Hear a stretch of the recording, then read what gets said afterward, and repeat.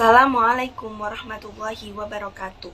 Bismillahirrahmanirrahim. Alhamdulillahirrabbilalamin. Wassalatu wassalamu ala asrafil anbiya'i wal mursalin Sayyidina wa habibina wa syafi'ina wa maulana Muhammadin wa ala alihi wa sahbihi ajmain. Amma ba'du.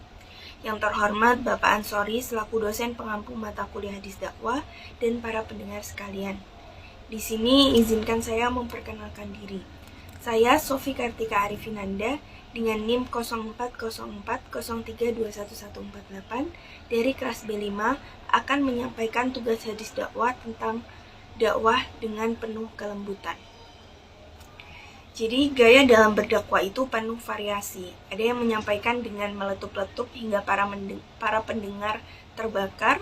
Ada juga yang lemah lembut namun menyentuh. Jiwa seorang muslim yang lemah lembut merupakan refleksi dari kelembutan kolbu. Semakin lembut kolbu seseorang, maka kelemah lembutan akan semakin tampak. Kolbu yang lembut akan memancarkan jiwa-jiwa yang peka. Sebaliknya, hati yang kesat dan keras akan melahirkan tindakan yang kasar, sembrono, bahkan brutal. Karena kolbu merupakan barometer action seseorang. Maka tidak heran kalau Nabi SAW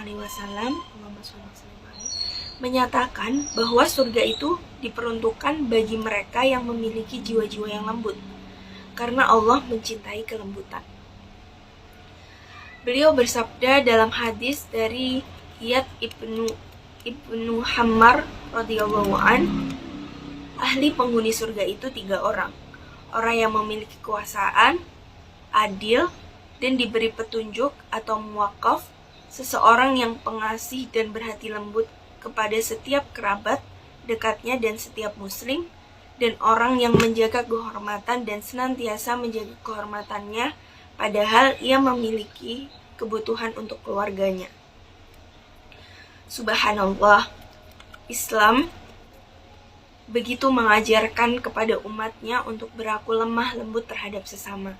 Bahkan ahli surga disematkan kepada orang yang pengasih dan berhati lembut kepada sesama. Lemah lembut yang Rasulullah SAW contohkan kepada para pengikutnya ialah bahwa lemah lembut bukan berarti tidak tegas. Rasulullah SAW sama sekali tidak mengajarkan kekerasan, melainkan mengajarkan ketegasan. Di dalam berdakwah, sikap lemah lembut sangatlah dibutuhkan. Dakwah akan tepat sasaran jika dilakukan dengan lemah lembut, tidak dengan paksaan, bahkan kekerasan. Rasulullah sebagai suri tauladan bagi kita telah mencontohkannya dengan perilaku lemah lembutnya ketika suatu hari Rasulullah SAW beserta para sahabat berada di masjid. Tiba-tiba datang suku Badui mengencingi salah satu bagian masjid. Apa yang terjadi kemudian? Rasulullah sama sekali tidak marah terhadap orang tersebut. Berbeda dengan para sahabat yang langsung marah, bahkan sebagian ada yang ingin menarik dan menghajarnya. Rasulullah SAW pun melarang para sahabat untuk berlaku kasar terhadap orang tersebut. Dan Rasulullah pun membiarkannya untuk menuntaskan hajatnya. Setelah selesai, dipanggillah orang Badui tersebut. Rasulullah SAW berkata dengan lemah lembut kepadanya, "Ini adalah masjid, bukan tempat kencing dan buang kotoran. Sesungguhnya tempat ini untuk zikrullah dan membaca Al-Quran." Beliau kemudian menyuruh sahabatnya untuk membersihkan tempat yang telah dikencingi oleh orang Badui tersebut. Tutur kata yang lemah lembut dari Nabi menyentuh hati si orang Badui. Sangat berbeda dengan para sahabat yang geram terhadap sikapnya. Si orang Badui ini pun terkagum dengan budi pekerti Rasulullah. Maka dengan kepolosannya, ia berdoa, "Ya Allah, rahmatilah aku dan Muhammad, dan janganlah rahmati seorang pun selain kami berdua." Dalam doanya pun, ia menyindir para sahabat yang geram terhadapnya.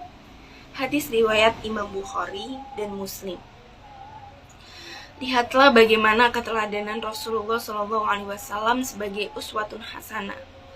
Beliau tetap berlaku lemah lembut terhadap orang yang jelas-jelas telah mengotori masjid. Coba bandingkan jika kita yang berada di posisi tersebut. Apakah kita mampu untuk tidak menahan rasa? Apakah kita mampu untuk menahan rasa marah?